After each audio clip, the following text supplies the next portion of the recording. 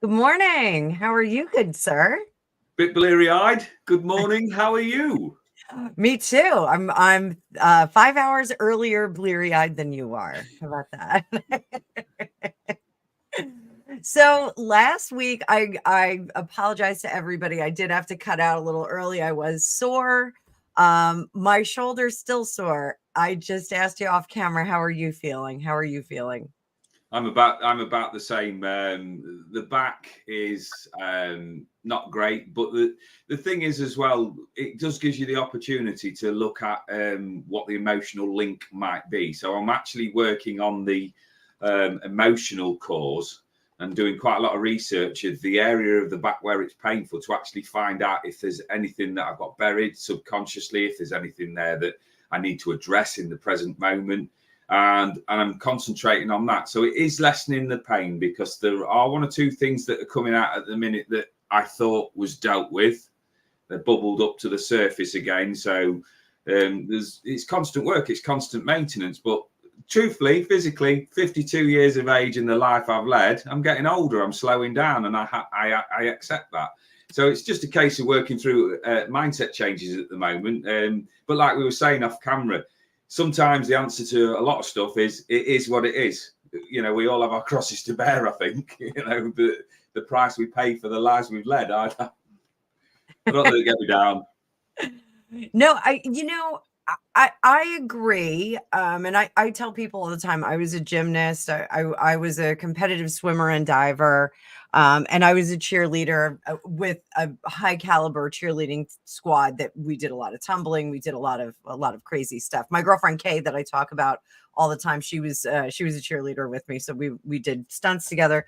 But nobody told me when I was younger that it was going to hurt a lot later. I always thought I was like in good shape. I was fit. Um, Now that I'm older and I'm a spiritual practitioner, I really wonder about the reality of all of that pain. So I reference Louise Hay a lot in our little talks on Monday. Trevor's here. Hi, good morning, Oh, Trevor. wow. We've got a star in our midst. Good morning, Yeah, Trevor. well, Trevor needs our help because you have to watch Avid Gardner's live from last night. Somebody said they put the woo on him, but not true. You know what? And I just for a minute, let's kind of exit down there because we actually did have that young gal that she was in the comments and she was asking about bringing darker spirits, having tarot and bringing darker spirits toward you. And you and I have the same belief. Like there are people that are dark. There are people that are um not not looking out for everyone's best interest. But do we have darker entities that are going to attack us just at random? And I think no. I think if you are living a good life, I think if you are what I tell my students is, when I teach you how to do this, when I teach you how to be a spiritual practitioner, it is to help and heal. It's not to go to a party and tell somebody's future, and surprise everybody. That's one of the things that I tell people all the time. It's not about being right. It's about guiding right. It's about helping people get to a really good place in their head and their life and their spirit. And for me, I do a lot of the mundane stuff. Like I coach my clients on a lot of the mundane stuff, like their dating life, their work life. And you are like the spiritual surgeon. You get in there and you do the heavy lifting stuff, and you really try and start from the bottom up. And that's not to say that I don't do spiritual work with people. But it just that my client base really does come in and they really want to know about their practical life. When am I going to meet the person of my dreams? How am I going to meet the person of my dreams? How do I find the best possible job? So I think these people that kind of step to the table and they're like, I can put the oogie boogie on you. Nah, it's not possible. It's if you don't believe that, It's not going to come to you. Everyone's Teflon. So, my kids are big, but we watched The Princess and the Frog over the weekend. So I love when the Shadow Man comes out. Are you ready? So, so yes, I think that is a good lead into what we're going to talk about today. So, Rick and I came up with a new 6-week plan. So you're going to get another 6 weeks of Vibe with a Tribe. We were testing out the first 6 weeks to see if you guys enjoyed this, if people were watching it on the replay, and people are. I think this is a great way to start our week off. So for me, one of the things that I've been doing is I am starting to really get into Rhonda Byrne's books, The Secret, The Magic. I'm starting to really get into that because it is manifestation, but it's kind of like a commercialized manifestation. It makes it a little bit easier for people. It doesn't seem quite so oogie boogie.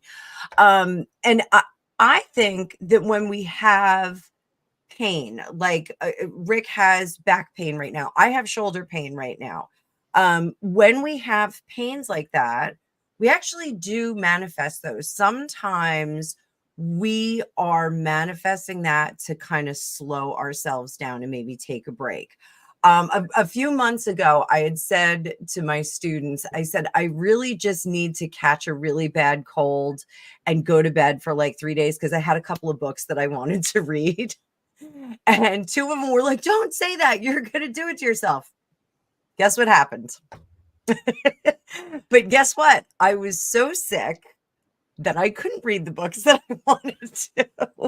So I kind of hoodwinked myself. One of the things when we're manifesting, and you talk about spirit.com, like I love, or Amazon.spirit, I'm sorry, not spirit.com, Amazon.spirit. You have to be specific. And that's something that I love that you say, Rick. You can't say, and I did talk to one of my girlfriends about this. She's a very practical person. My girlfriend Kathy, I talk about her all the time. She's very practical, and she was raised with Catholic tradition. She's Irish. She's the most Irish person I've ever met, other than Trevor. But she, I told her, years ago, I manifested that I was going to move to California. It started when I was like 13 or 14 years old. David Lee Roth's Just a Gigolo album came out, and California Girls was a cover that he did on it. And I was like, I want to live in California. I'm going to live there. Sure enough, when I was finishing up my university degree, I was doing some of my master's credits. I was fortunate that I could do 2 of them at the same time. I got an opportunity to move to California, and I went. I jumped on it. I just went. Did I move to California in the way that I would have wanted to that first time? Absolutely not.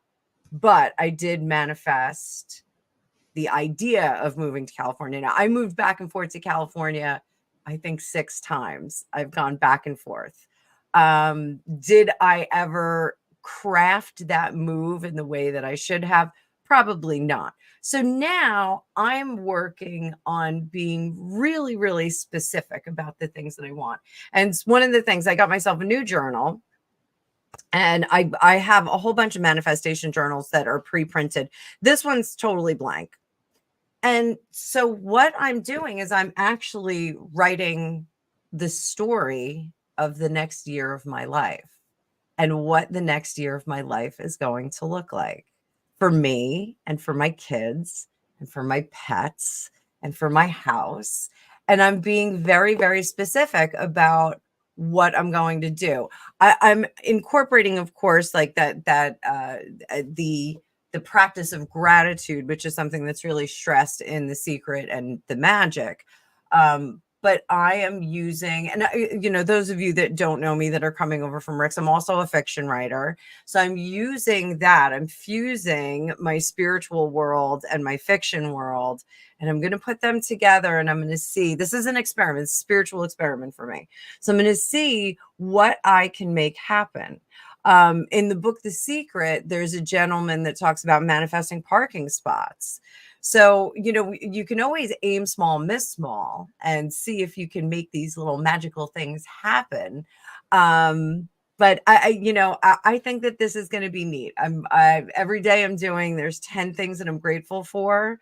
I've already decided what, my big buckets are going to be and how I want them to look at the end of the year.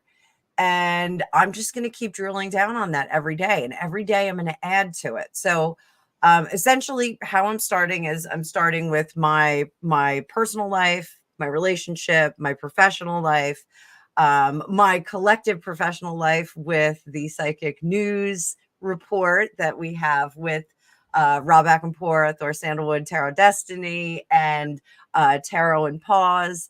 And what I want my physical life to look like, how I want my physical body to change over the next year. So I'm doing that foresight. I've got that all written down. And then every day I'm going to go over my 10 things that I'm grateful for and why I'm grateful for them. So for an example, I'm very grateful for my husband, Greg Apedi. Everybody knows him on my channel. I'm very grateful for him because I was a single mom. He made our family complete. He turned our family into a nuclear family. We had 2 dogs, we had a cat, we had a very, very rich life that we put together. So that's one of the things that I am grateful for. I'm grateful for my kids teaching me all these neat things. I'm seeing my childhood through my son's eyes, which is really, really cool. So I think, when we start to intentionally look at those things and focus on the good things, more of that's going to come. I say to the universe all the time, more please. Whenever something good happens, I get a string of clients that book. I'm busy for a few days instead of crabbing about it and going, oh my God, I'm so busy and I have so much to do. No, thank you. More please. Bring more of that to me. Rick, how do you try and craft your terrestrial life from a spiritual perspective? How do you do that? My biggest thing recently, and it's the advice I would give straight away, is start to notice synchronicities in your life, whether they're good things or whether they're bad things. Because usually what happens is you're talking about energy attracting the energy, and we've spoken about this quite a lot. So you will often find that what you're focusing on, whether that's mindset, mood, people, experiences, you will get the opportunity to learn more about that. So my obsession at the moment is talking about climbing out of the candy floss machine. Right. And my version of the candy floss machine is everything that's perpetuated at us from the media, from other people's viewpoints, other people's standpoints. And I thought, I've done such a lot of work to try and make myself palatable to other people, making, I'm not going to say excuses, but sort of padding out the allowances for the fact that I'm quite gobby, I'm quite vocal. I am going to say things out of place and out of turn. It's always come from a good heart space, but I get it wrong quite often. So I found myself apologizing quite a lot. So yesterday I went into the event that I was at, and I was down to deliver a talk. Now I've delivered the same talk for the last 6 years, talking about my background from a prison officer through to seeing my granddad on a building site where I was working, and then coming full circle to sit in front of you guys now and deliver that. And what I was asked at the beginning of the year was, would I do this talk again? And I suddenly started thinking, right, I get a real buzz when I'm talking and demonstrating to anybody. So the idea behind the talk is talk about the experience and then demonstrate the ability that I've now been lent. So bringing in mediumistic messages, bringing in thoughts, generating those energies, manifesting the feel goods, because essentially therapists are selling good feelings. Right? People there that buy either the mediumistic readings or the tarot readings or the therapy sessions are essentially looking to feel better or find a way of manifesting a better life. And for some unknown reason, people draw to me. So I go in there with this in mind, that I no longer want to deliver what I delivered before. So I just stood there for 30 minutes with a rough idea in my head. Now, I've had presentation training. That all went out the window yesterday.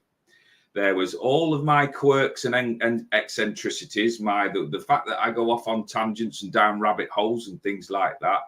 And you know what? It was all well received. So Spirit had brought to me, let's say, a problem. It wasn't a problem, but it was a thought that needed dealing with. I wasn't quite happy with what I was producing, so I changed the script. And what I spoke about yesterday was, if you can get your head round, we're actually spiritual beings choosing, and this is the key thing, choosing to live an earthbound existence. The whole point of us being on this planet, being on this terrestrial plane that we're on at the moment, is to learn lessons so that we can evolve. We've actually crafted the script that we're writing. Now, when we get here into these earthbound things of who said what to who, and you're angry about this and you're upset about that, we're playing all parts. And that's not what we wrote, right? You write the part for yourself. Then people play their parts, because obviously it's scripts coming together. And then you react to their part in the script. And as you go along, you might have to do some rewrites because your storyline is changing. But when you get wrapped up in the drama, you often forget what you're here for. So I was saying to people yesterday, they were coming out with all of these things about what was going on in their lives and all of this lot. And my usual blunt form was, okay, and then what? And so then what? I love that. So what life do you want? What do you want to be known for? Because I had a young fella sat with me, and Spirit had this habit of, when you've got somebody there that's really spiritually connected, that put them up in lights or show me a stage or something like that. Don't always literally mean a stage. But I said to him, what I feel that Spirit are picking up on you on, what they're bringing in for you. And he agreed. And he said, but I can't do it. He says, because I've got anxiety, I've got depression. And I went, right, look at my face just for a second. I said, what's presenting to you? He said, well, you know what you're doing. I said, yeah, on the surface. I said, but I've had a background since I was 15 years old of depression, suicide attempts, multiple lots of medication. But I came to the point where I wanted something different. So you've got to want something different more than what you're experiencing. And then you start to manifest the life that you want. And like you were saying there, I do it slightly different in the sense of I'm not a journal writer for bringing things in. Mine is quite visual. The thoughts will come in. It's like turning on the tap. Once that tap sort of starts turning up, there's loads of stuff. And then if it gets quite about overwhelming with the amount of things that are coming in, then I've got to write it down. So I'm kind of I'm a winger really, because like yesterday, I suppose it was important to somebody what I said yesterday. Me, I just go in there with this headline in my head that says, want to help. And then ... because that's the next part of the storyline.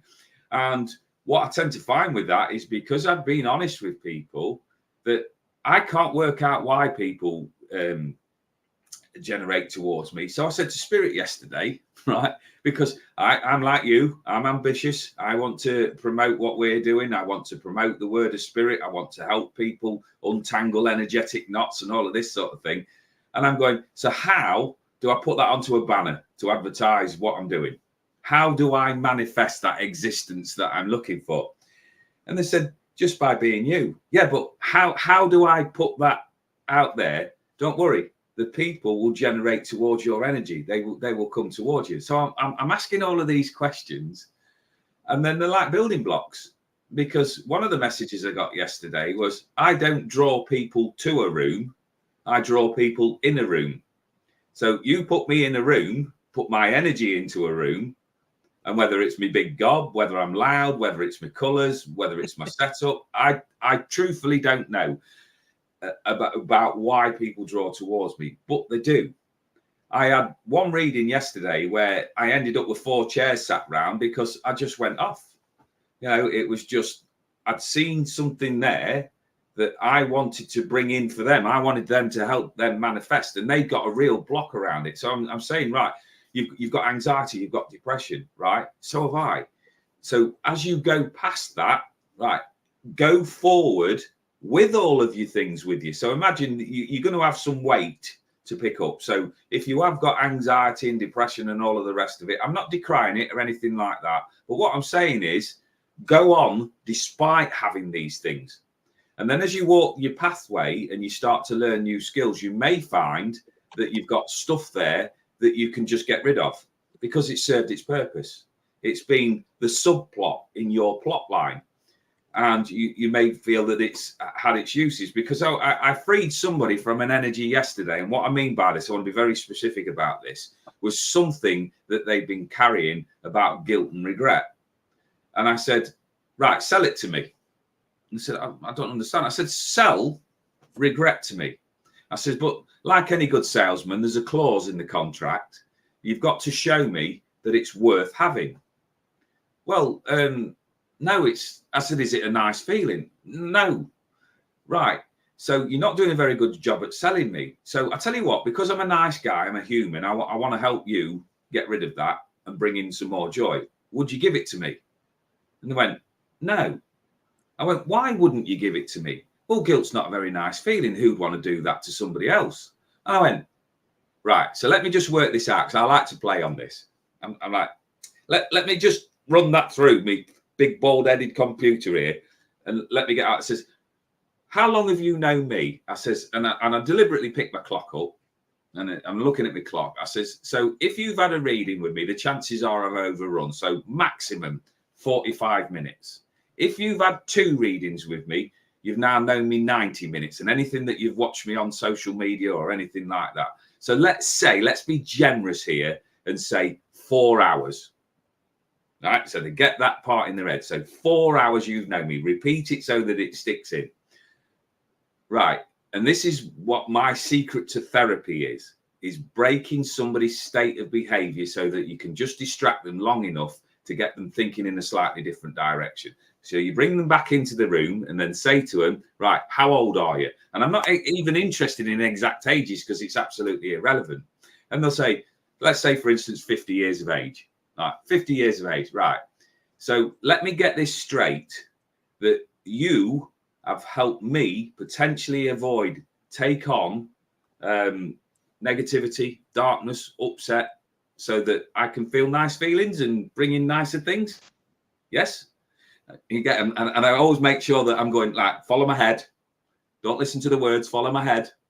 And as they're going along, I say, so we've got that straight, that you have now put me ahead of you, and you've got 50 years of experience, and you won't look after you first. There's something wrong there, isn't it? So it's getting people to realize self-worth, self-value. Once you want to set your value at the highest level, then anything that comes in below it, because everything is energy, everything that comes in below it, look at it as a lesson. Right, what can I learn from that? I split this up in 3 ways as part of my NLP training. That what we want from our thoughts when we generate them is a good feeling. That's worth remembering, because good memories, pleasant memories. Number 2, a lesson that we can learn from it. That's always worth remembering, because when you're in the dark or in the crap for whatever reason, you've got experiences that will help you lead you out of it. And everything else, and I know I can't swear on here because I'm aware of that now, is I design a big bucket with the letter F on it, right? And in there goes every piece of energy that I can't use, I can't learn from, and I can't get a better feeling from.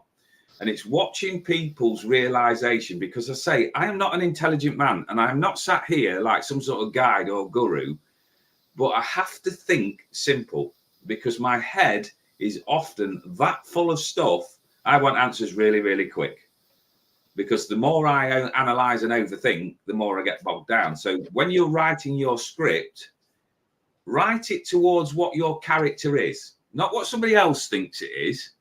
So when you're going along and you meet somebody that goes, well, actually, that's not my way of thinking, and our sort of people don't do all of that, right? Okay, your sort of people might not, but I do. So when we're talking about manifestation, write it down. But like Annabelle was saying there, be specific. Order what you want. And then when it comes in, you may find, and this is how the images has been coming in with me, and there are other companies available out there in case anybody's watching, but I imagine it like Amazon delivering a big pile of packages. And sometimes we put the wish on that we want these envelopes, we want this craft stuff, we want these trainers, we want this clothing, and it all comes. We might have forgotten what we've actually ordered. So we then got to undo all of the boxes, take all of the layers off, and go, oh, I didn't remember ordering that. Now, what order does it go in? So I've then got to find a place on the pathway that it goes in. So it's like me with tech. If I get a piece of tech, I'm not very good with any tech because I'm just not interested enough to want to put the hours in to explore what it is. But if I'm looking for this, I've got to utilize this tech. There's a bedding in period. So some of it might be laid down on that path and I'll go, oh yeah, that's brilliant. That's really helped save me that. That was a good idea when I first wrote it into the play, but that needs tweaking. So I've got to edit it. So that bit needs returning and sending back. So never be afraid either when you're doing your manifestation, journaling, diarying, whatever you want to call it, to edit, right? Because what you're looking at is that better feeling at the end of the story. It's that happy ending. But like we know in our lives, life ain't all sunshine and roses. So the more steeled you can be, the more prepared you can be, the more flexible you can be, the chances are that you're going to achieve your goals. And we've all spoken about achieving your goals. It's one of Paul Hutch's big mantras. And like he always says, it's you have to do the prep work. Sometimes, like we've both done, we do it in slightly different ways, but we've got to go into the ground before we can manifest that next level up. So it's doing the groundwork. That there'll be tools in your armory that you no longer need or are no longer relevant. There'll be experiences, there'll be people. What you do is you bed it in along your path is you will go to people. And this is why, one of the reasons why I said to you about calling it Vibe with the Tribe, because people like people who are like themselves.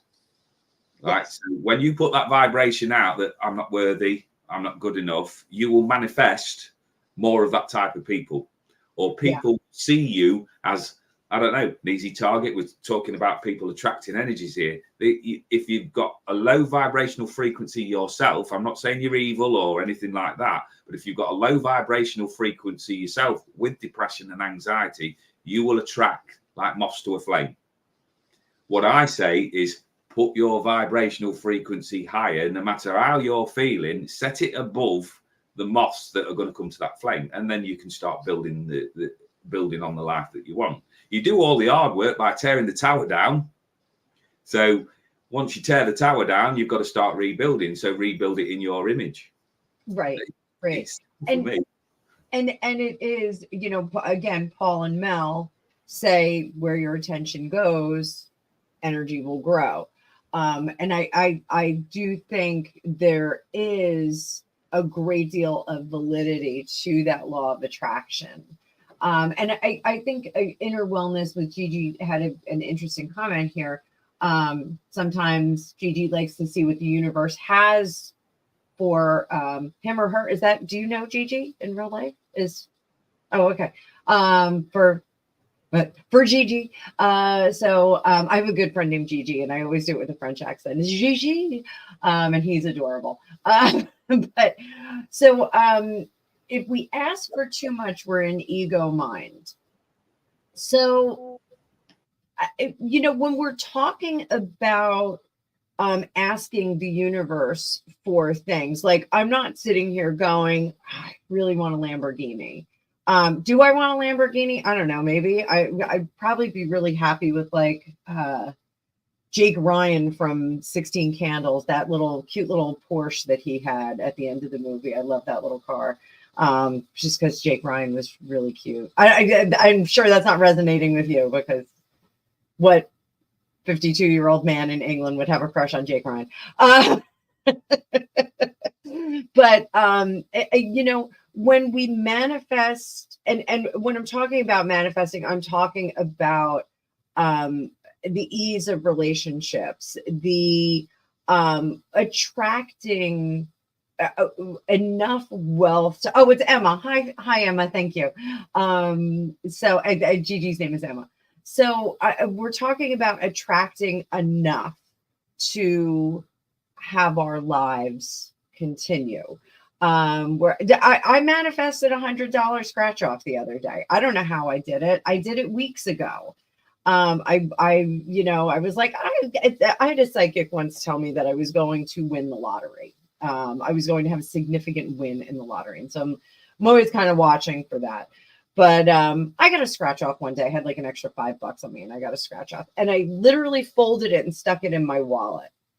And the other day, I needed a little bit of extra money just to get a little splurgy thing.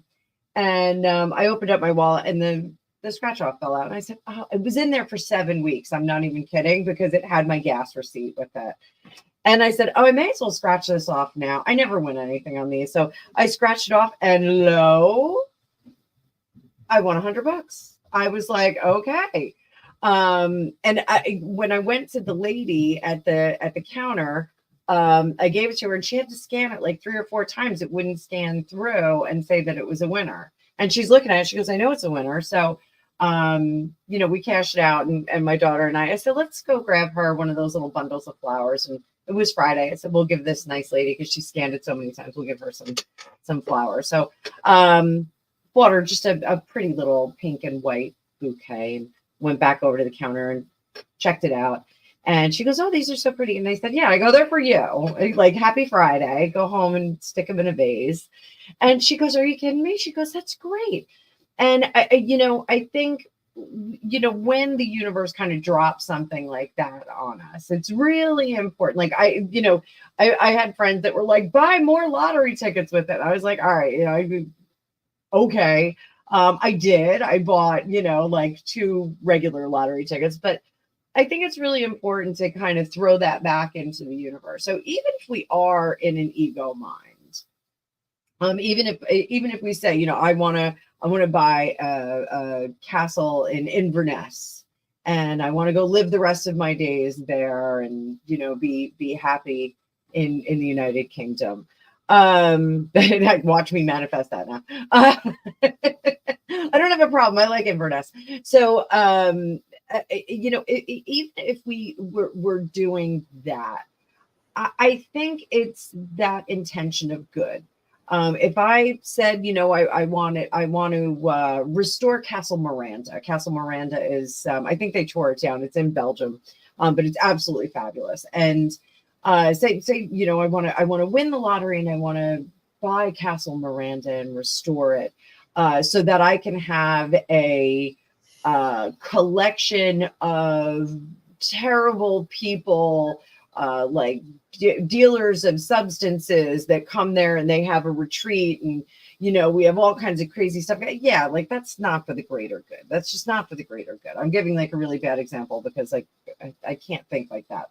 I want to win the lottery so I can go to my high school reunion and, shove it in the face of the girl who bullied me for all 4 years. Like, yeah, you know what I'm saying? I mean, I think it really does depend on what we're asking for. And I think the measured ask is something that is not being too far into ego, unless you're asking for a bazillion dollars because you want to arm wrestle with Jeff Bezos.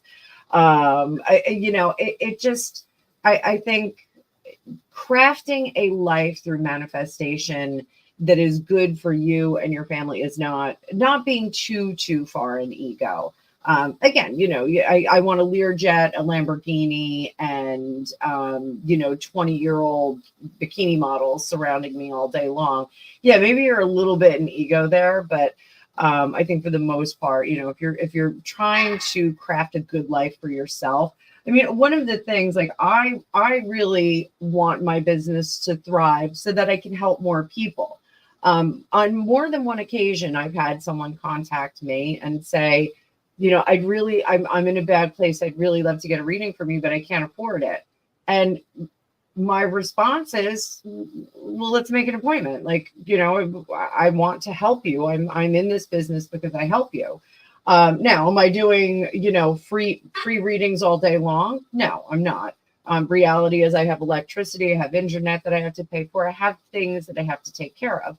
But, I can give back to the universe. I had a calling to do this, just like you did, Rick. I had a calling to do this. And the main goal is not to be, some carnival act that's sitting in the corner predicting everyone's future. It's to help people live a better life. So if I can guide people to manifesting in a rich life, and I mean an enriched life, then I think that's 50% of my job is to give people the tools and the opportunity to live the best life they can. So I don't know, was that and I'm not being critical of Emma. I do think we do have to be cautious about getting into a heavy ego situation. We don't want to do that. We don't want to become too full of ourselves. And that's one of the things. I don't know, Rick, if you run into spiritual people, you go to a lot of shows and a lot of conventions, so you're around a lot of other psychics. I find that in any industry you have a few like head cases that are just like, oh, I know and you don't. And I had someone step into the chats on a few of my readings and be very critical of what I was doing. And I was like, look, if I'm not the kind of reader and professional that you resonate with, that's fine. You don't have to be here. I would never come to your channel and do what you did. I would never come to your channel and be critical of someone. And in fact, yesterday, one of my viewers, actually it was several of my viewers were directing me towards some other channels. And I gave them a spin last night, and they're tarot readers, psychics, I gave them a spin and they just aren't my cup of tea. I am subscribed to one of them.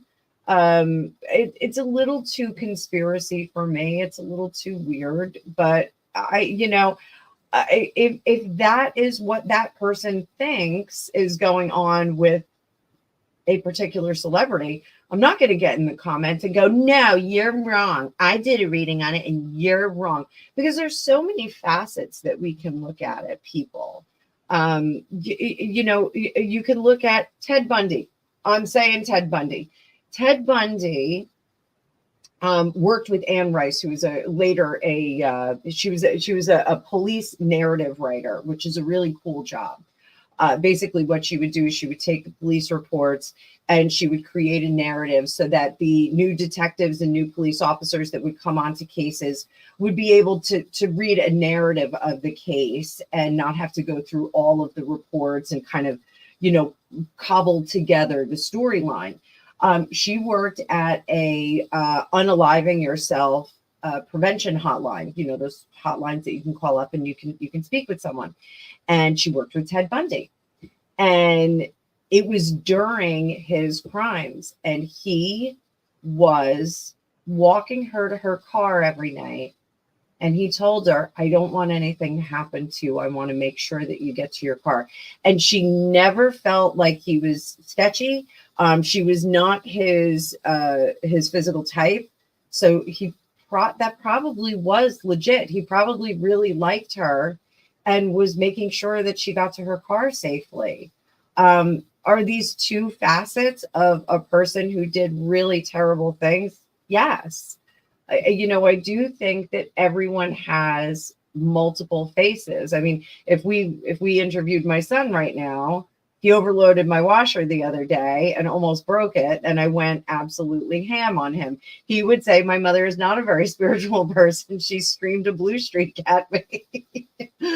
So, but he almost broke my washer. So,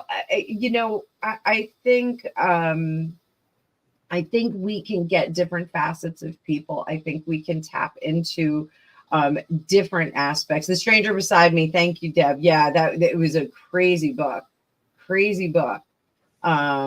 But Anne Rule, fantastic crime writer. But again, I take that in measured doses, because if again, where your attention goes, energy grows. So if you're going to be focusing on, serial people and people that are doing terrible things like that, people that are unaliving other people, you're going to start to generate that kind of energy around you. We don't want to do that.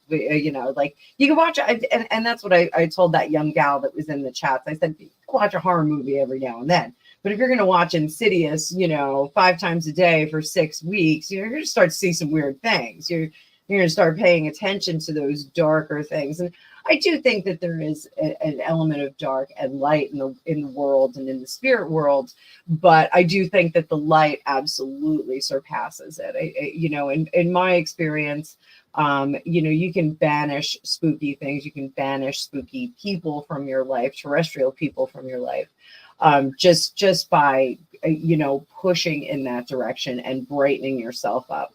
I do my white light energy every single day, because I think it's important. I'm working with a lot of different entities, a lot of different individuals, and I want to make sure that I'm as clean and pure as possible. So wow, this was as always, we have like all these roads, like the roadmap to our conversations are wild. So you said you don't like to journal. So what do you do, Rick, when you want to create a change in your life, spiritually, energetically? What do you do? I look at what the most prominent thought is, and then I look to see whether it's necessary to put all of those thoughts and energy into it. And if it's in my reality, because we were speaking a little bit there about ego and things like that. I have a great friend that I spoke to, not so much now because he's busy with another business, but we always used to talk about, he looked up to Steve Jobs. And there's a lot of people out there that wanted to be Steve Jobs. Now, you can sort of replicate part of Steve Jobs, and you can maybe accumulate the wealth and the connections depending on what's in your social circle or who you meet, and there's the odd bit of chance that will come in, but you can't be Steve Jobs because you haven't lived his exact life and had his exact experiences. So when I've looked at things, we've all, say myself and my friend, we've always talked about what's actually in your reality. So it's getting the balance between not sort of hamstringing yourself too much by putting in all of these roof bars and all of these ceilings, but also in your reality and around your environment where you live. Is there even a snapshot of what you're looking to bring in, or would it make major structural change? I mean, you mentioned having a castle. I would love to live in a castle, but I'm not going to move from where I am because I don't generate enough money. So my structure would change then. It would be like, oh, well, I've got a house, my mortgage is paid, right? I want it to look like a castle, right? Which is feasible because I could get builders in that could structure it like a castle. Would I be allowed to do it? Highly unlikely, because of where I live and because I live near people. And they're not going to want a castle in their backyard with a bloody great big moat and a fire-breathing dragon. It's possible, but it's not in my reality because of the circumstances I've got. So what I would do with that piece of information is, right, what are my opportunities?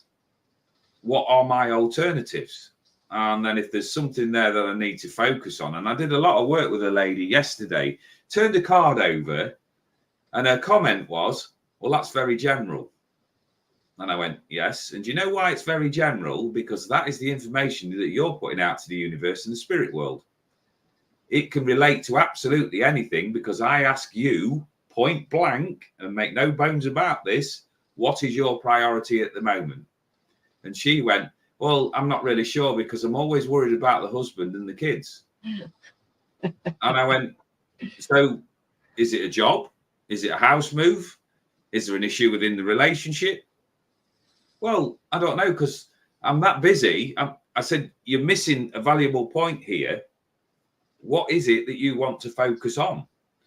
So that's what I do these days, because I get so many thoughts that come through at 100 miles an hour. Sometimes I have to grab them, and I don't know if it's the same in America. I had a lot of counselling when I was younger, because I've had, like I've said before, I go off on tangents. I've had a lot of trouble with my mental health and depression and all of the rest of it. One of the first counsellors that I ever saw spoke about when we used to go to kids' parties when we were little. They used to do this thing where you'd get a piece of cheese and an onion on a stick and stuck into it looked like a foil hamster or a hedgehog, and you'd stick them in, and these spines would have little bits of ham on or a little bit of cheese on, and they were just like grab and eat. Okay.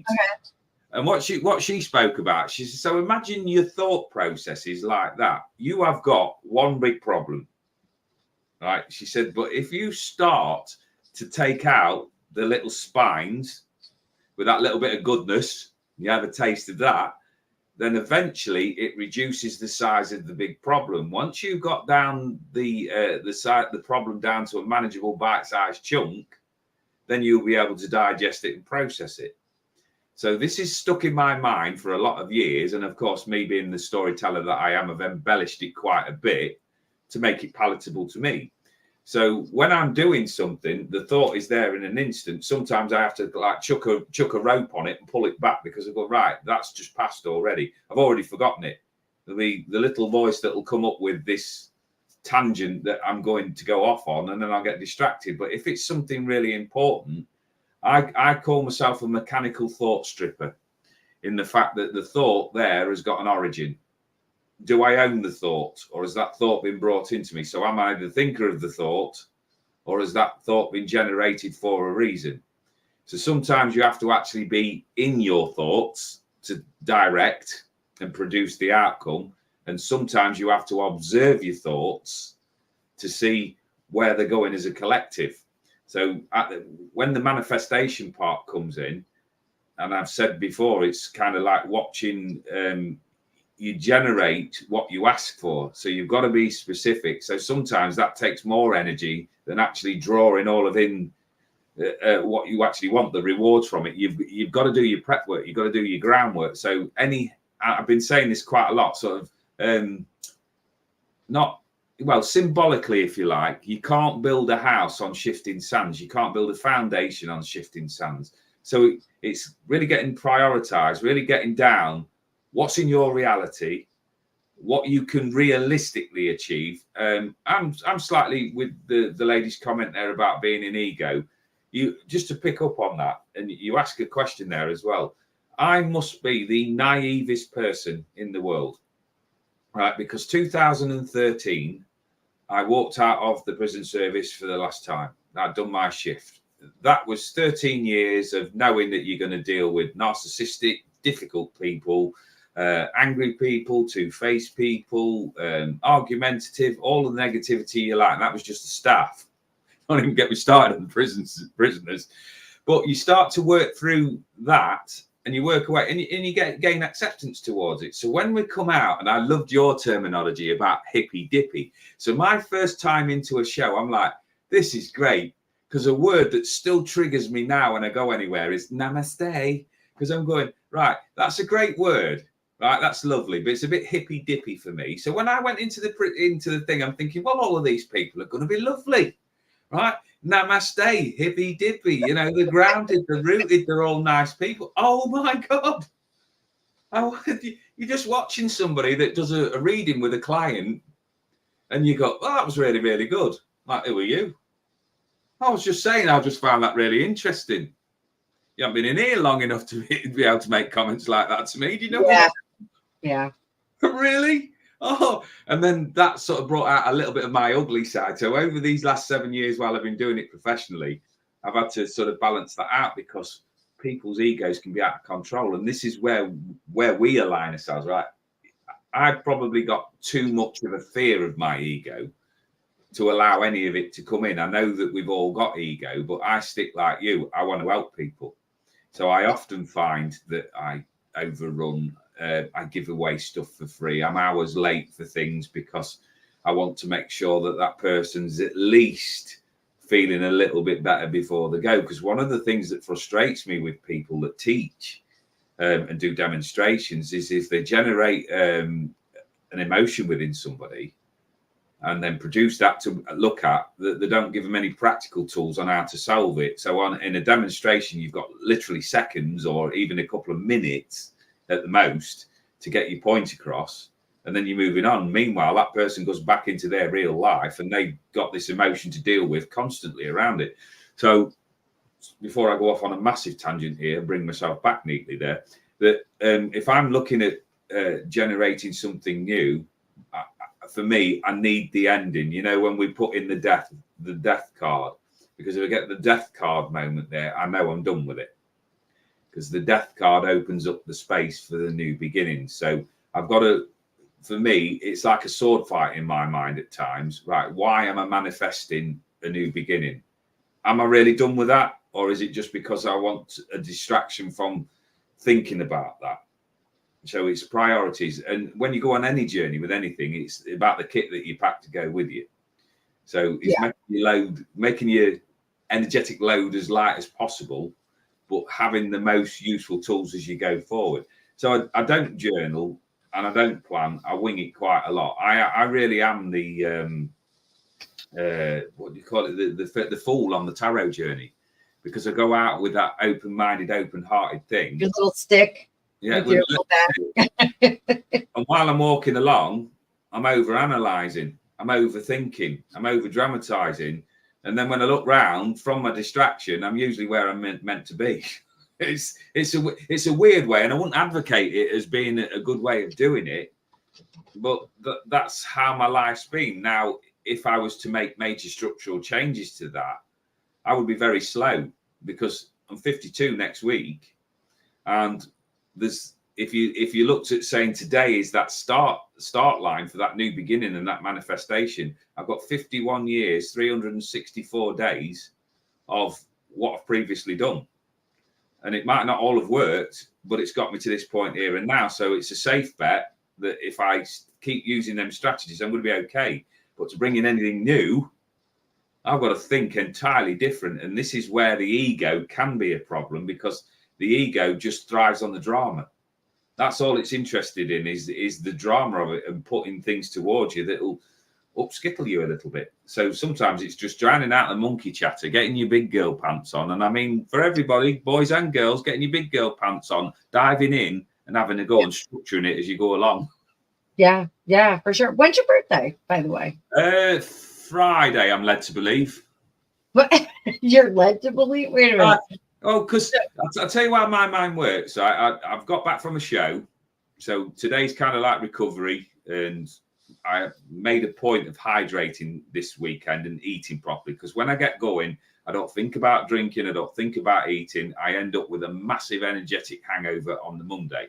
Yeah. This week, I'm tired this morning, but I feel a lot better because I've had somebody bringing me tea all weekend, which has been absolutely amazing. Big shout out to Rob for energetic energy going out into the universe, because he's been awesome for bringing me tea. And then look at what's on the calendar. So I have got 2 live events this weekend where I'm doing stand-up. So already my energy's going there. Yeah, for sure. It's like, oh, it's your birthday. Oh, is it? Right. Well, that's not in my mindset, because I'm not working for anybody else there. And that's where I concentrate on, is working with that spiritual energy. So at some point, I will have to switch off one day. So I'm out Tuesday night, Thursday night and Saturday night. And in between is my birthday. So I'll have to switch off in between so I can get back down to normal Earth level and not operating in La La Land, and coming back there and experience my birthday, which so to me, the 3rd or the 10th? The 3rd. So that's Friday. Yeah, it's just I'm not being horrible here. I'm just not. It's just not important to me. It really isn't. It's I don't know. When people say it's a milestone, I think I'm not altogether sure. I think it's a millstone. That if you get into the idea of I'm this amount of years of age, well, you're not really. You're that amount of years of experience, and as you build up that experience, You'll have things around you that work for you, things around you that trigger you. I mean, I was working with somebody at the weekend there that went, sorry, can't go any further with that. That just gives me the ick. And I went, all right. So you change tack with it, because this is about tapping into other people's psyche and their energy and saying what works for you. And then I'll go along that journey with them. And I find with me that I've got so many characters inside my head that they're always off on tangents. I did something yesterday where, if you can visualize out there, guys, that somebody walked in with a bag of squirrels in the bag, they dropped them on the floor, and the squirrels went everywhere, and all little parts of my storytelling, psyche, tarot work, mediumship, guidance, and all of the rest of it went chasing off after them. We brought them all back, got them into the bag, and then when we're looking into the bag, trying to concoct a story that fitted, like, oh my God. So when I come home and I've done 7, 8, 9, 10 of those over the weekend, my head is like porridge. So yeah. I don't have time. I don't have time to think about my birthday. I love presents, and I love all of that sort of stuff with the family when they come in, but I'm not bothered. And I'm being serious about that. I don't identify with the number. So my body does when I get up in the morning, when we're struggling with the back and clicking and things start clicking as you get out of bed. You sound like a crab going into the next room. No, I'm kind of the same opinion. Like I'm the youngest of 4. So my birthdays were, I was not the most, there was nothing very interesting about me. I mean, I am very interesting, but there's 3 girls and 1 boy. So my birthdays were not a big hullabaloo. Like, my parents had done everything. When I went to college, they dropped me at the curb. Like, no one was crying when they dropped me off. So a few years ago, my birthday is July 12th. So it's smack in the middle of summer. And I was like, it's really like the peak of summer. So like, it's all downhill after that. So I invented the 12 days of bad decisions. And they started on July 12th, because my birthday was kind of a damp squid every year. So I invented the 12 days of bad decisions on social media. And so what I would do is every day from July 1st to July 12th, I would put out a call to action for all my friends. And Sylvia's daughter's July 1st, another Cancer out there. So and they would be like these really funny things. Like, I would say, don't wardrobe plan for the day, or you can't use any hair products, or it's eyeliner free day. Like, ladies, you know what that is. And they were all like very girly kind of things. Have a beer and a cheesesteak for dinner. Like, they were just really fun things. And I actually got so many people that participated in them. Gregopedia did not like them. He was like, it's kind of dumb. I'm like, yeah, but it's really fun. Like, we're really having a good time. He never participated, but it's, you have to do what you have to do. I did get over that after a while. I was like, all right, this is speaking of ego, that was like a big ego thing, like I would have 12 days of celebrating me. I have an aunt who's born in August, typical Leo, and she celebrates the entire month, and like doesn't do housework. Like, she really goes for bore on it. But I think birthdays, for you, I always kind of qualify you as your like soul age. Like your spiritual age, you're kind of like in that mid 30s spiritually, and you're just like, rah, with your flaming sword and, fighting the good fight for everybody. Me, I'm not sure how old I am spiritually. I know that sounds terrible. Like, I should really kind of pin this down. Some days I feel like the little old crone in the woods, the little Italian Nona who's a little chubby and has an apron on, and she's doling out good advice. And then sometimes I feel like just like this crazy, timeless being of light. So, I'm not really sure what my spiritual age is, but, we kind of roll with it. The meat puppet is winding down and getting older every minute of every day. But I do think we can counter the march of time, let's put it that way, with some manifestation. I do think that we can.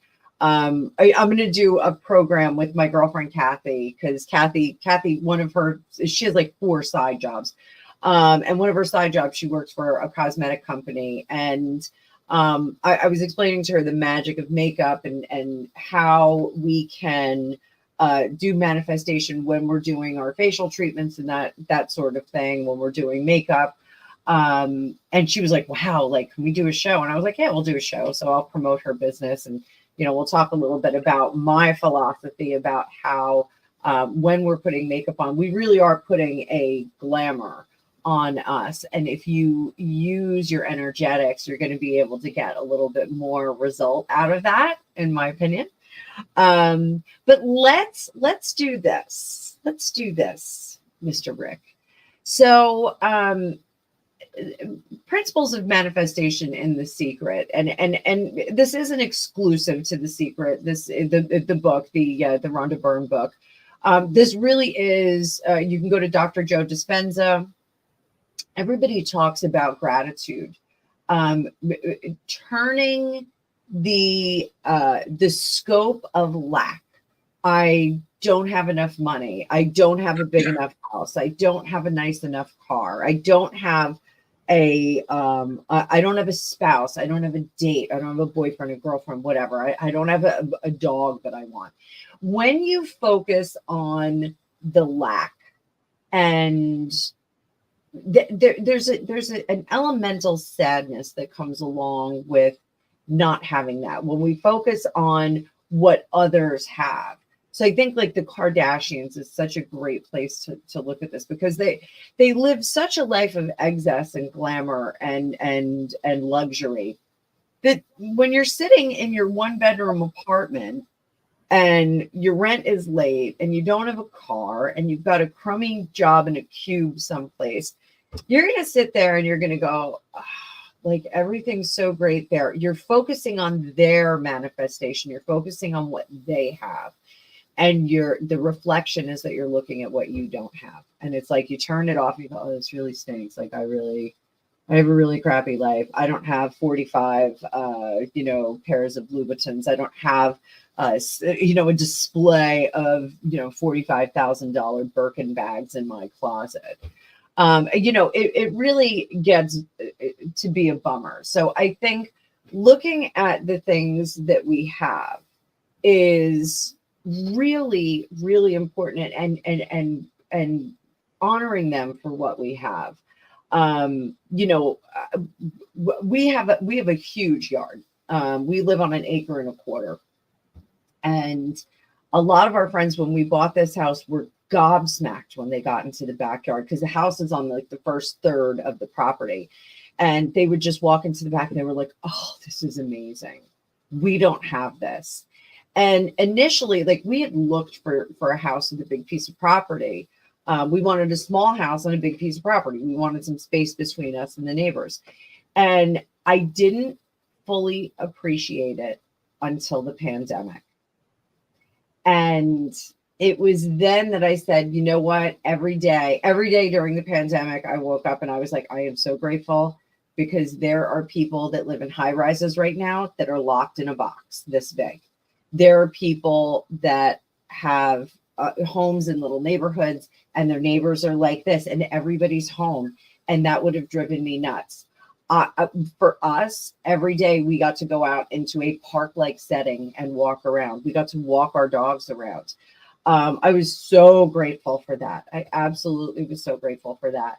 And, I think sometimes when we're staring some of the things that we have in the face, like that, like, I could complain all day long, like, oh, it's a pain in the butt to mow the lawn. It's a pain in the butt to keep the landscaping back. I have to mulch. I have to mulch all my trees. I could complain about that all day long. The flip side of it, and that's really what we have to do, and I do this with a lot of my clients, you have to look at what you have and the good that's in it. I have a dog who adores my husband. She tolerates me. Despite me, having a background in dog training, she tolerates me. The other day, and I love her. I don't want you to think I don't love her. Greg says it all the time. You don't even like her. I do love her. She's just very, very challenging because I'm used to working with, I always had working dogs. I had Rottweilers, German Shepherds, I always had dogs that were engineered to work with me. And Raven's a border collie, and she's like, I'm going to do whatever I want. Like, you don't know what you're doing. I know what I'm doing. So she's very, very bright, and she was engineered to work independently.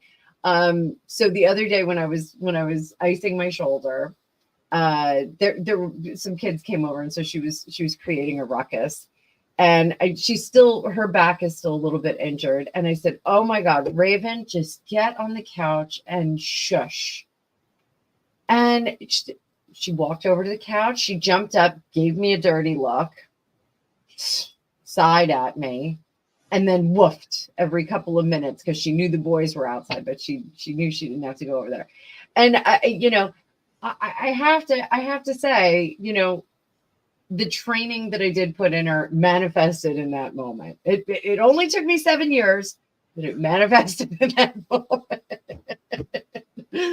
So, she, and last night, I gave her a bath yesterday and gave her a really nice blowout. She looks beautiful. She looks all fluffy like a wolf. And, last night we got in the bed together. I gave her a little CBD chew because it's for her back and the back ends. And she went to sleep, and after a little while she rolled over and, reluctantly cuddled with me. So I was like, okay, this is good. But, that's one of the things I'm going to manifest, a better working relationship with her. It's, one of the things that I want. So let's talk about, because when I sent over some of the curriculum for the next 6 weeks to Rick, one of the things I wanted to give you guys a call to action. And I think it's great that we're hanging out. It's great that we're lifting up. It's great that we're talking about spiritual repair work and spiritual, blow up. So I think, giving you guys some, I know we talked about having a toolkit, but giving you guys a project, I think, is a really cool idea. I would like everyone to start keeping a gratitude journal. Now, do you have to get something like this? No, absolutely not. Because one of the things that Mel from the Fitness Hutch, Mel coached me on this. She said, when you write your wins down at the end of the day, which is a form of gratitude, saying the things that I got right today, the things that went well today, instead of going, today was a shite show. I woke up in the morning, I dropped my toothpaste, I dropped my toothbrush, I fell in the toilet, that happened, then my shoelace broke. Like, you could go through all the bad things that happen. But at the end of the day, if you catalog your wins, and what Mel told me, she was like, put them on Post-its and stick them on the refrigerator, the cabinets, whatever. And I was like, my OCD will not allow me to do that. We are a maximalist in our house, but I just don't want Post-its hanging out. I found that there's a program on my computer that I can do Post-its on my desktop. I can do virtual Post-its on my desktop. So I was like, oh, this is great. So I've been doing that. I have, one color for reminders of things that I have to do. And then I have another one that I'm going to catalog my wins for the day. I can transpose them into this. I can save the Post-its in a little file. I can do all that. I think that's a start to starting to catalog those wins and starting to, kind of ease yourself away from the egoism if you're worried about that.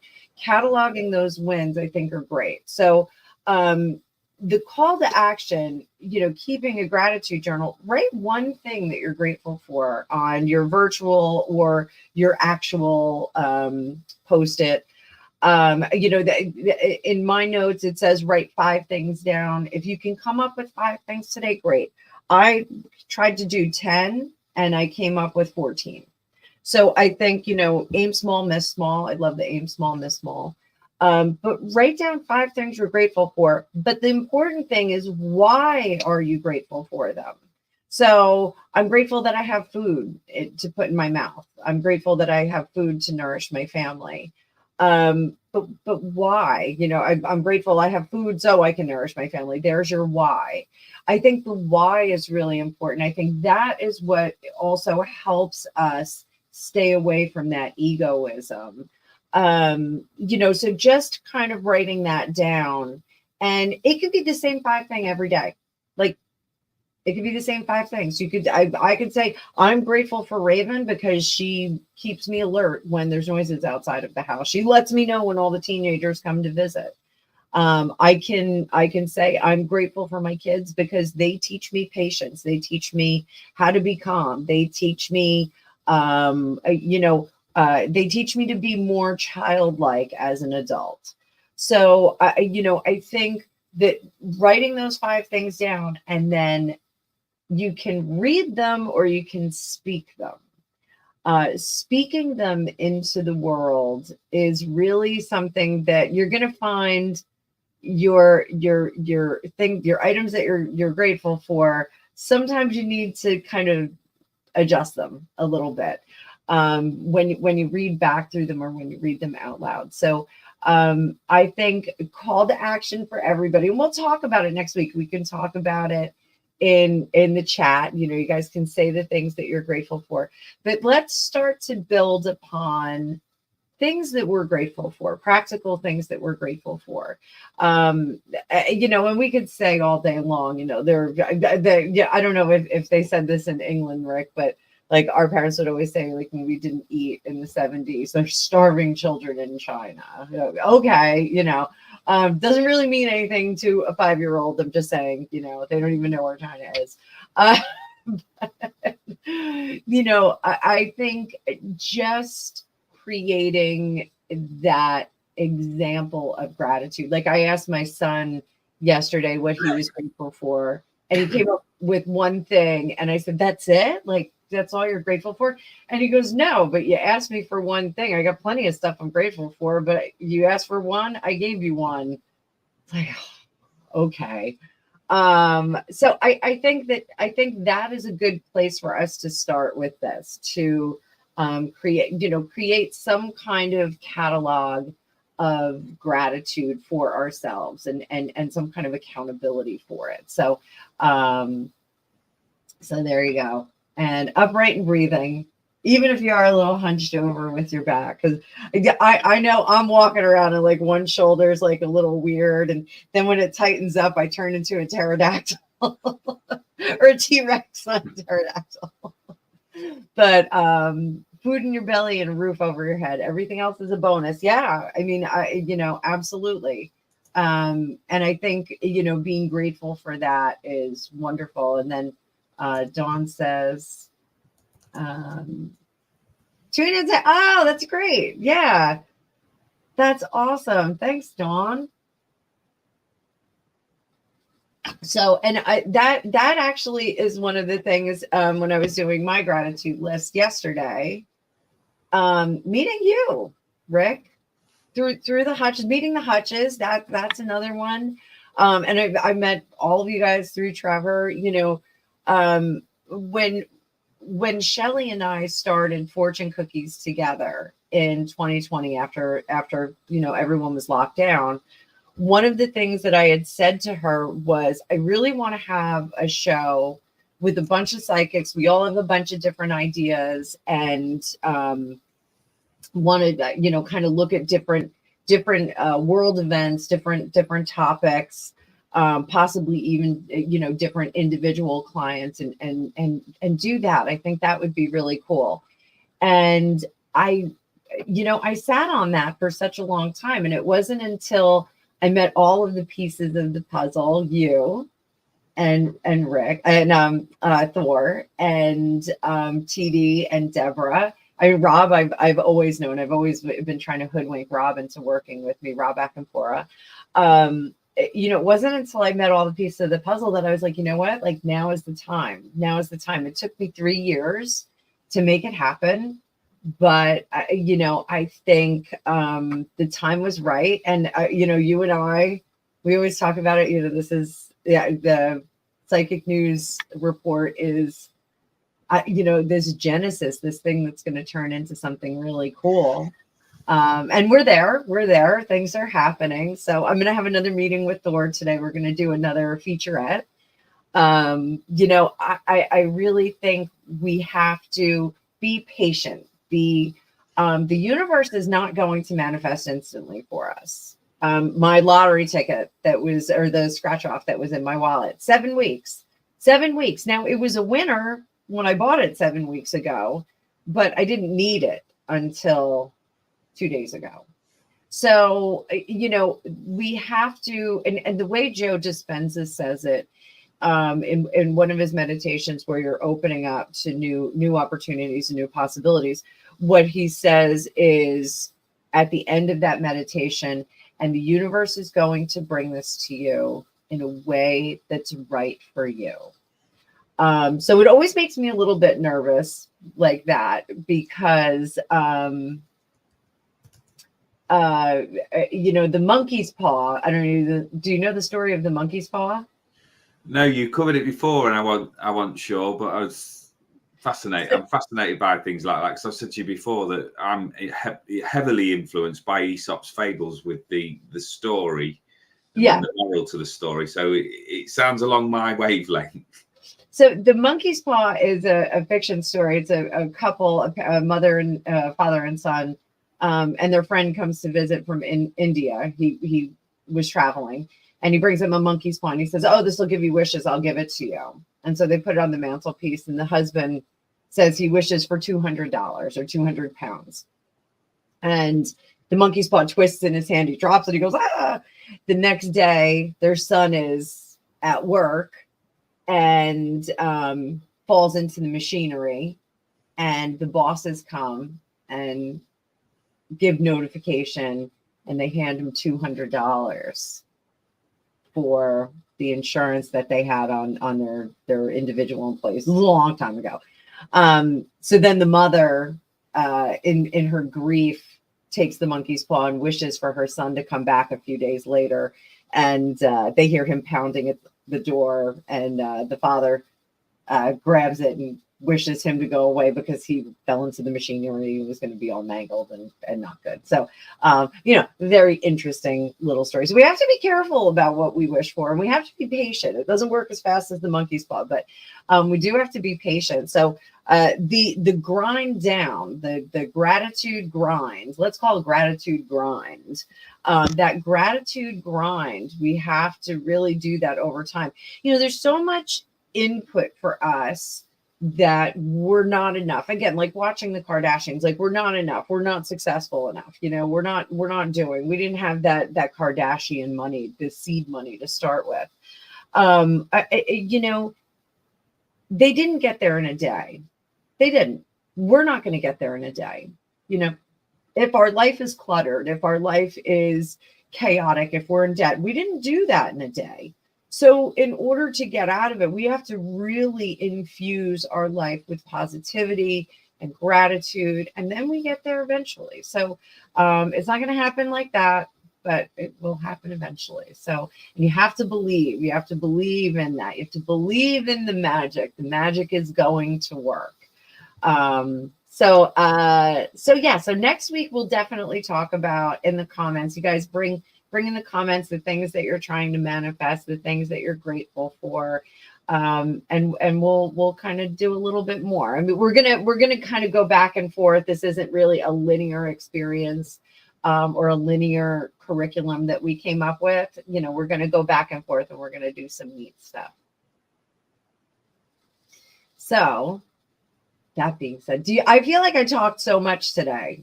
The tea must have been brewing. This is, I think you've hit the nail on the head there, that this, for either of us, wouldn't be as good for us if it was sort of tied down. I've never been very good with scripts and like being penned in corners, because I'm too much of an individual free thinker that it's like I try to explain to my dogs when they get underneath my feet. My mind is often 20 miles ahead of the action. So I often trip over things because I'm already thinking that next step ahead. So sometimes just doing this off the cuff thing is for me personally, it's absolutely spot on. And I'm a big believer that when we do these sort of events, that whoever talks needs to talk, and we've got the sort of personalities that are exactly the same. So it's like two big energies filling a screen. At one point, one's got to step back to let the other in, and it's just finding that balance, isn't it? I mean, we've been doing this six weeks, but you're your age, and I'm my age with our experiences, and what we're doing on all of the projects that we're doing is finding the grounding point, finding how you mold in. There is actually strategies when I can't remember it all, but it was in my NLP training about group settings with storming, norming, and reforming, and all of this sort of thing. So there is actually a process when you're doing anything about the groups forming, how people sort of find their place in the hierarchy, when different dynamics are introduced to the group. So there is actually research that you can actually do on all of that sort of thing. But for me personally, I'm just happy to be, I mean, I love it. This is, we talk about gratitude, and it's a good tie up for me. What I'm absolutely grateful for is that I get paid for talking, right? Something that I love doing. I get paid to show off, right? I get paid to sit with people and help, which gives me such upliftment when I get the feedback. The people out there, and we spoke about darker and lighter energies there. The amount of praise that I get is amazing. And like with anything, the dark and light is there. That's our reality. And I said to somebody the other day, they were doing their readings and they'd had a bad one by their own admittance, not for me to say one way or the other.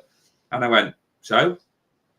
I says, the reality of this situation is when we step out onto that stage that we're on, however we're doing it, whether it's on here or out in real life, that we're going to encounter people, because we're in a niche market, whether we accept it or not, we're in a niche market, that there are going to be huge opposers out there, because whether they like it or not, they've closed off. They're not open to the possibility that their little world might not be as direct as they like, as sort of solid as they believe. And anybody that's coming into that energy is an invader.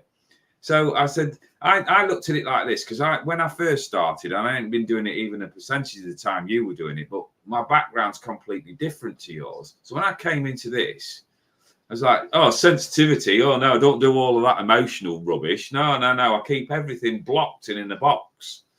And then when you realize that you look out there and the moon can affect you, and somebody's mood set and mindset when you're an empath can affect you, and all of this sort of business, I was like, I've had to change my mindset. So I was like, right, okay, so I am sensitive to criticism, but using my own technique. And then what? So I looked at it mathematically, because I look at things with, and I've said this many times before, so forgive me for repeating this, that I work with an old army acronym called KISS. Keep it simple, stupid.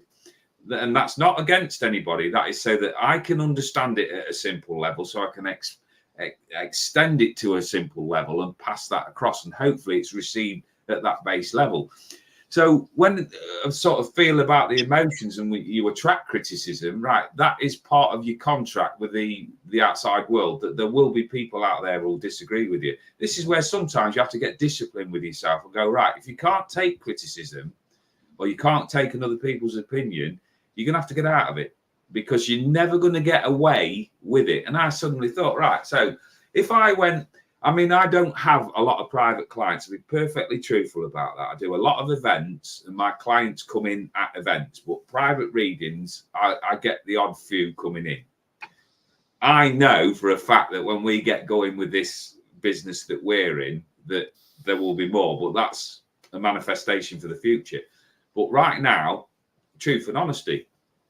So if I start splitting that down into percentages, I would say high 95%. And based on what I've got to include in that 95% is that no news is good news. So you'll get the compliments, you'll get all of the people that will say all of the lovely things, and the people that don't come back to you are usually okay with it. They don't want to say anything like praise because it might be difficult for them. I don't know, or they might not feel that they don't want to hurt your feelings or whatever. So good high 95%. 5% might offer criticism, or you should be doing, or you didn't get it right. Right, but that's based on their opinion. So I started then splitting that further down into numbers. So if you averaged out over the course of a year where I do a lot of events, and I said I read for, let's say 200 people, multiply that by the 7 years that I've now been doing that, that's 1,400 people. And then start splitting that down into your 95% and your 5%. You know, the averages are pretty good, and the thing is that highly likely that you're going to get a good comment rather than a bad comment. So I said to it, it's one of them. You haven't got it wrong. If you're true to yourself when you're delivering your work and you're delivering your word, whatever thing that you're into, stick to your truth. Just because somebody else has said you're wrong, highly unlikely. And in my experience, it shows the more that people object, the more that people push you away, the more that they go defensive, the more highly likely you've hit the mark. Yep. So yeah, I've had to learn, and it's difficult for me. It really is, because the sulky 5-year-old comes out and, right then, if you don't think I've done any good, I'm not playing anymore. I'm taking my ball home. And I have had those moments. And then you'll get a message a year down the line of going, oh God, oh really? Yeah, you said this to me, didn't you? I went, I did. What I said to you was not taking any compliment for the fact that I've got it right, but I was trying to prepare you, and you didn't listen. Right? What's happened to you now is it's absolutely irrelevant to me. I did my job at the time. I'm sorry that you've had to learn it in this difficult way, but I take no pleasure in that. So again, this is about manifestation as well, because you can soon manifest a life that you'll put up with, because it won't challenge you. It'll be okay. I call it being in a state of me. You know, Yeah. there's no wrong with it, but it's not really great anyway, either way, because it's not fulfilling.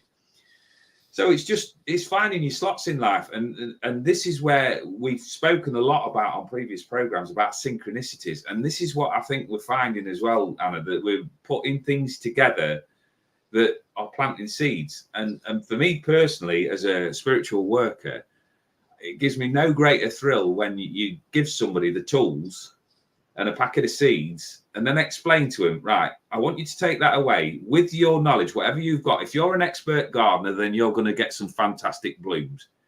If you're not, consider this, that if you've got a plant pot, put in a packet of seeds, checked on it every 3 or 4 weeks, kept it in darkness and didn't nourish it, could you expect any growth whatsoever? And everybody gets the concept, well, no, you couldn't. Well, that's like your life. You've got a packet of seeds in a plant pot that need light, that need nourishment, they need encouragement, they need growth. And here's the key to it, because once they start growing and they grow outside of their pot, they're outside, you're outside your comfort zone then, so you've got to get a bigger pot. When you go into a bigger pot, you've got more stuff to take with you, you've got more stuff to fill it in with. You've got outside environments, outside factors to consider. So when you start working with all of that, you can see that we need to get into the mindset, and that need is a command word, and I understand that, but we need to get in the mindset that as we're in a play, right, there's places in the on the stage where we can be seen, right? We can be seen in the wings, where life is then passing us by and we're not in control, or we can actually be star of our own stage and screen. So get your mind over these next couple of weeks from being a cameo appearance in your own production to standing center stage. And I know it's not easy. I'm getting that, because I'm going through the emotional ringer with a lot of things at the moment, that I'm having to tear stuff down, because it's worked for me up to now. Now it needs challenging. And to change that, I've got to challenge my mindset. But what I'm doing is I'm owning the production. right? I'm co-creating my reality. And if you're invited into my onto my stage and into my play, then I've got to approve you and I've got to write you into my script. So yeah, I think a lot of people forget how much agency they have over their life and over the characters that they invite on the stage with them. I think they lose sight of that, and they go, well, I'm being victimized by this person, or the universe hates me. It's like what was his name? The robot in the Hitchhiker's Guide to the Galaxy. It hates me. God bless Alan Rickman. I think, and how easy is it for some people to say, well, I'm just, a victim of fate. I'm just a victim of, Zeus. Zeus has it out for me, whomever you ascribe to. When you tell them that they have agency over it, and some people don't like that. I'm sure you've experienced this with clients. Like, they don't like that. They're like, you gave that example of somebody where you said, hey, this is what's going to happen. And then they come back a year later with their tail between. They're like, okay, this is what happened to me. You talked about it, but I said you didn't have it. I think, when you highlight how much agency and give them some level of responsibility, some people are going to embrace that, and they're going to go, yeah, I'm going to do this. I'm going to, I talked to Greg about doing a gratitude journal, and he was like, yeah, I really like that idea. And I'm like, okay, well, if he sees me doing it, which it'll be in my manifestation journal that Greg will start cataloging his wins and his manifestations. He may see that it starts to work for me. Maybe it'll start to work for him. Maybe it'll be something that he'll warm up to. I do have to kind of drag my family to the woo-woo stuff sometimes. Sometimes they, I get eyes rolled at me. But, I think letting people know that they have agency, that energetically they have agency. Like, you may not have the best job right now, but energetically you can create a pathway to that. Some people call it jumping timelines. You jump to another timeline where you're more empowered. You're a different person. You have more agency over your terrestrial life. But it all starts in that energetic life. It all starts with that energetic being. You really need to harness all the magic that's in the universe and grab onto that. And how we do that is through joy and gratitude. That's really the building block that we need. That's our foundation. That's our piers into the ground, our steel girders that we need to work with. And I think you are so incredibly gifted at doing that, because you come to the table with very, very no nonsense, very practical kind of, and then what, so you built a castle on sand and it's sinking now. And then what? So what do we do? What do we do now? I love that kind of attitude. I love that kind of presentation with people that are seeking guidance. I think that it's really important to do that, to show that mirror and say, here, take a good look. This is what you're looking at. If you keep focusing on the fact that your husband goes to the bar on the way home and then winds up going home with some floozy from the bar, if you keep thinking that that's going to happen, it's going to happen. And how many times do you have somebody saying, I don't know about you, but young girls in their 20s, he's going to cheat on me, he's going to cheat on me, he's going to cheat on me. 6 weeks later, guess who cheated on her? You kind of made that happen. I think that this is a great place for us to start to build that energy. I mean, I want, and as you do, I want everybody to walk away from this and go, oh my God, I'm going to have the best week. I'm going to have a great week. It's going to be, rain or shine, I'm going to have a fantastic week. If it rains, the flowers are going to get nourished. If it's shining, I can get out there and I can pull some of the weeds and make the flower beds look good. I just want everybody to really just kick off the week and be happy and have some fertile soil to make some cool stuff happen. And I think this is a great way to do it. So anything you would like to add before we hit the 8 a.m. hour here? No, I think that was a lovely tie up there. It's nourishing your own growth, and to grow, you've got to have the nourishment. So it's a full circle thing there. So what you plant is what you will yield. And when I walked and did my walk this morning with my dogs, because my dogs haven't been out for a few days with me being away for the 3 days, is that Spirit came through with this lovely little message, and I ain't quite deciphered it yet, but I'm going to pass it on anyway. Sometimes we have to shake the tree to see what fruit falls out of it. And I'm like, yeah, okay. So that's a sign for me that if there's changes needed making, sometimes we need a shake up. When you've got people there that are defensive, they'll want to, they'll see it as a threat because you're at their foundation. So my thought is, and this is my last thought on this one, is even if you're in a state of distress or unrest at the moment, don't get bogged down by it. Don't overthink it. And please, please, please don't make allowances. Don't be comfortable in your discomfort. Look at the bigger picture there as you step out of it. Don't get into that mindset that I've got to experience this. You don't, because life is about a series of choices. And whatever we're going through, the next one's surely coming around the corner, because that's life, isn't it? Good. So I just put our deliverables up there and our call to action. So this is Vibe with the Tribe. We're gonna talk about it in a higher level, kind of generalized view. Everybody try it. Try. If you can't do 5 things, if you can't do 10 things, do one thing that you're grateful for and focus on that for the week. I am grateful that I have my cat Pusheen, who was rescued from Kuwait because the Middle East is going bananas right now, and she's too wonderful to have been there.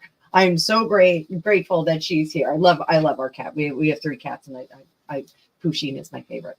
But focus on one thing and pour some energy into that. It's 3 minutes a day. You write something down, stick the Post-its up, you pull up your Post-it app and write it down, stick it on your desktop. It's just a small moment to be grateful and thankful for some things. And we're going to build upon this. We're really going to build upon it. We're going to have you guys stretch your energetic legs. We're going to really kind of push the limits on this. By the end of the next 6 weeks, what I think we should do is we should have some manifestations from some of our viewers. I think they're going to see some changes. It may be $100 scratch off lottery ticket like I had in my wallet. It may be that all of a sudden somebody calls you up and says, hey, you know what? I have this amazing job opening. Do you know anyone who will fit in it? And you're the perfect person for it. That may happen. You may, again, Dr. Joe Dispenza, says sometimes the universe gives you things that are a little bit different. You may have somebody crash into your car and the insurance company pays you out and you get a new car. Like something like that may happen. Be the change that you want to make. Absolutely. I think that's it. And see that vision, see the reality of what you want to do. We do it in a general forum here. But I did put up our contact information. If you would like to get personalized, specialized counseling from Rick, you can contact him by email at rickpaul007@gmail.com. And and I didn't even put up my whole email. So let me do that again. I did get your email right, didn't I? You did, yeah. No, actually, I'm looking at that going, no. Check the date. I'll put that on as well. Wait. What is your email? Let me get. Bear with me, and I'll stick that up there.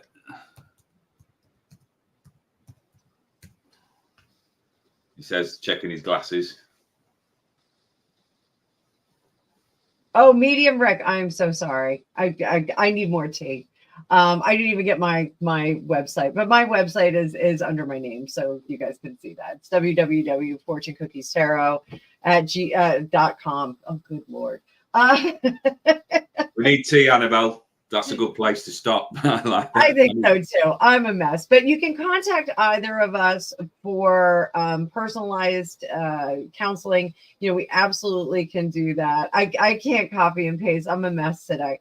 No, I'm not a mess today. I'm doing great. I'm just trying to type. You know, one of the things that's happened to me, this shoulder is inflamed, but this finger, I don't want to flip you off.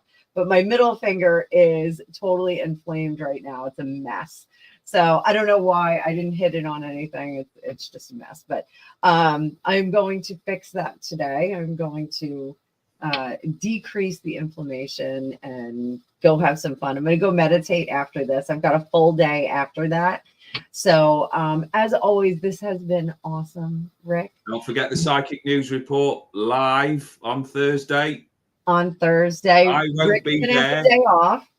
but tune in anyway.